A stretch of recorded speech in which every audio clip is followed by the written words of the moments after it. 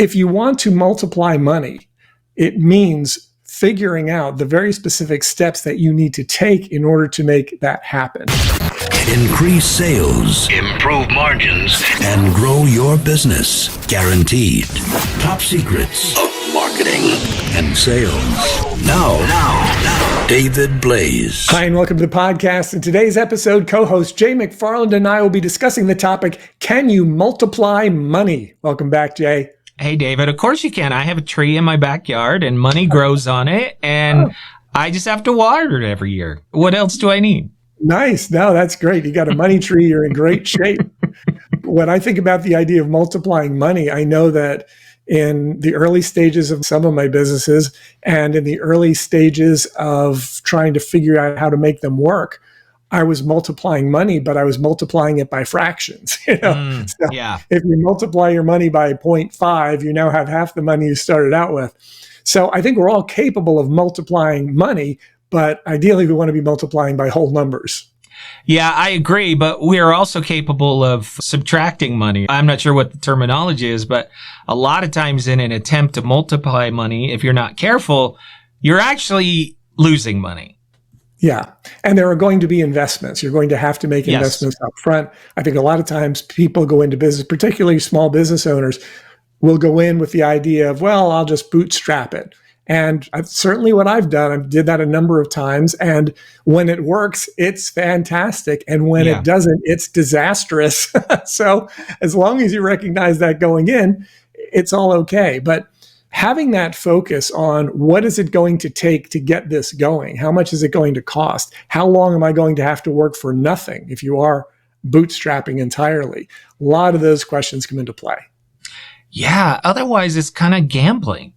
Starting a business is kind of a form of gambling, but the better the idea is, the more help you have along the way, the more financially stable you can be in the process, the more you increase the odds that your gamble is going to pay off. Yeah. And it really is a gamble in the truest sense of the word, because you don't know if it's going to work. It might work and it might not. You may have a really good feel for it. You may have done it before and say, okay, I feel really good about this. I think this is really going to work. But it's still a bet. You're still guessing and betting that it's going to work based on what you know.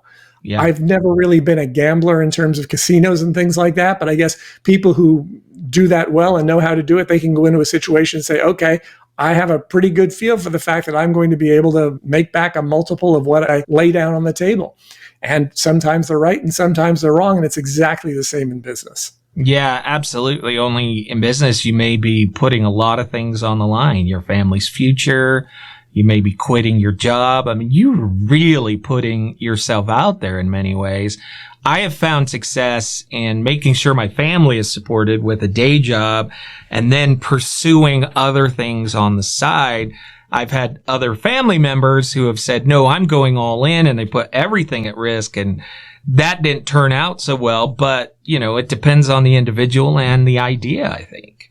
Yeah, absolutely. And I know in the early stages, I tried doing sort of a sideline thing for a while, and I could never personally make that work.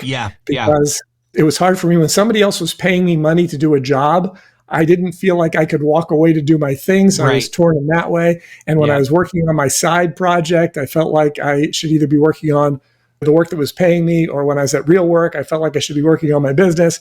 And I remember quitting a job that I had because I knew I was going to start a business. And it was really like flying without a safety net, the big trapeze with no safety net, because I literally quit a job. It's like, okay, I'm no longer going to get that money and hopefully it'll work out. And eventually it did, but it wasn't fast and it wasn't a straight line. And it took some real time and some real effort and a lot of scares. We talked about scares in our podcast at Halloween. It took a lot of that stuff in order to get to the point where eventually things started to work. And I don't know many entrepreneurs who don't go through some version of that. Oh, I totally agree. It's a hallmark of entrepreneurship.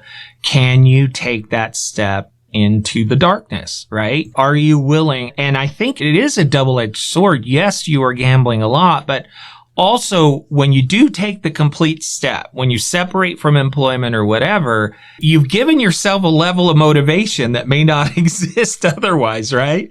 Because when you have to pay the bills, when you have to make the money, and you're like, the clock goes off, the alarm goes off in the morning, and you're like, oh, I don't know if I want to do this today. If you've got a bill coming up, you put your family on the line, sometimes that keeps you going, that in itself. Yes, exactly. It's a tremendous motivator. I think a lot of people too, who have never owned a business, never started a business of their own, they tend to look at business owners and say, oh, well, they're rich and they have it made and they should be doing more. They should be paying their people more or doing this or doing that. And I learned that lesson a really long time ago from an employer that I had. I used to work in radio when I was a kid. I was about 15 or 16, and I was working in radio. I was doing on-air shifts on the weekend and doing commercials and things like that. And they were doing a remote broadcast, and I was actually going to be going to a remote location and broadcasting live from that place. And they were going to pay me I think it was $350. This was back in the day. And I heard from the sales rep who sold that job or that gig that the radio station was being paid $3,500 to do that gig. And I'm like, hey, wait a second, I'm only getting $350. And I said this to my boss, the guy who owned the station, and he was a pretty young guy as well. So he had to be up to his eyeballs and stuff that I had no idea about. And whenever you'd say something about money, he'd always rub the back of his head and he'd say, don't count my money. And as an employee, I thought he was saying, don't count my money because it's my money and don't count my money. But then when I became an entrepreneur, there was one day and I figured it out. I'm like, what he was saying is don't count my money because you have absolutely no idea what you're talking about. You have no idea what it costs to operate this place and to pay salespeople and to pay for overhead and a transmitter. We're broadcasting, our electric bill, all that kind of stuff. I had no idea. So I think it's a mistake as if you've never been an employee, if you've only ever had a business for yourself, then you may be non-sympathetic to employees. But the flip side is also very true. If you're an employee and you've never owned a business, it's very easy to say, oh, well, this person is this and this person is that. And very likely, if you're saying those things, you probably don't know what's been going on behind the scenes. Yeah, one of the things I used to do in the restaurant business, because that's one of the reasons employees will steal from you, because they think you're making money hand over fist and the world's against them, is I would sit them down and I would show them my P&L. I was just very open with them and say, look, you saw all this money. Here's what we brought in. And guess what? You got paid this month. I didn't. Yeah. And they're like, what do you mean you didn't? I'm like, I only get paid from the bottom line here. You get paid hourly, whether or not. So who's taking the risk? That's what they don't understand. And so sometimes communicating that can be very important. Yeah. And I know there are a lot of times in the early stages of some of my businesses where I was just not getting paid at all. Other people were getting paid. I didn't tell them that at the time because I didn't want them to be scared, that the business wasn't going to make it. But I think most small business owners have gone through some version of that. And if you manage to avoid it, congratulations, well done. But most of us, it takes a lot because you have to go through all these different iterations. You have to figure out a lot of what doesn't work before you can get to what does work. And if you want to start to multiply money, it's going to require a bunch of experiments, some of which will fail. Mm-hmm. And I think for entrepreneurs, if you really get to that point where you can multiply money, you can say, you know what, I spent $8, but I made 10. So I made a 20% increase. It becomes this passion. It's like a farmer planting a seed and it grows into something. To me, there's something very, fulfilling about that idea that you've made something and you've grown it out of the dirt and then you've turned it into profit. That's what entrepreneurship is. And people gain a real love for that. Like I look at somebody like Mark Cuban, he's a billionaire. But he's still investing. The guy spends all day long multiplying money. And I'm like, you have billions of dollars in net worth. Why do you still do this? And it's because I get the feeling for him, it was never about how many dollars you made. It was about this skill set and the feeling of purpose and achievement that you get from turning $1 into $2 or things like that. Yeah, and having that passion for it. Mm-hmm. When I think in terms of billionaires and things that billionaires have said about money, I remember the Richard Branson quote where he said, if you want to be a millionaire, start with $1 billion and launch a new airline. That's what he did. And so there again, you're multiplying by fractions. You take Yes. $1 billion and you turn it into millions of dollars because you're multiplying by fractions. And obviously that's not what we're looking to do. But if you want to multiply money, it means figuring out the very specific steps that you need to take in order to make that happen. And in a lot of cases, what it means is that lead generation has to produce more than it costs. Your employees have to generate more than they cost. Your overhead has to more than pay for itself. Anything that is costing you more than it's generating has to be scrutinized. It has to be looked at. And so that's why I think it's so important for business owners to really train their employees on what needs to happen and how it needs to happen, especially when it comes to salespeople. A lot of business owners, they'll just hire a salesperson and turn them loose. I remember the joke in our organization was that some places would hire a salesperson and the sales training would consist of, here's the yellow pages, dial 9 for an outside line. That was the extent of the sales training. And that's not going to cut it. When you provide advice like that to a salesperson and you turn them loose on unsuspecting customers, you are doing them a disservice, you're doing the customer a disservice, and you are doing your business a big disservice. So it's just so important to think things through and recognize that unless you get the success systems in place, the likelihood of multiplying money is pretty much slim to none. Yeah, I love it. And again, this is kind of a reoccurring theme every time we talk. You can't know what your multiple is unless you know what each of those costs are. And you should be able to do it per product. How much of this sale, what slice of that sale is my overhead in? So each sale, there's a little portion of rent. There's a little portion of electricity. There's a commission possibly. There's labor possibly. You've got to put all of those in each product. If you're a restaurant, how much of that is in each plate of food? Whatever it is, if you don't know those things, then I would suggest you really are not prepared or you don't know how to multiply money quite yet. Yeah. I think a good frame of reference is to tell yourself that every dollar you spend needs to bring back more than $1, right?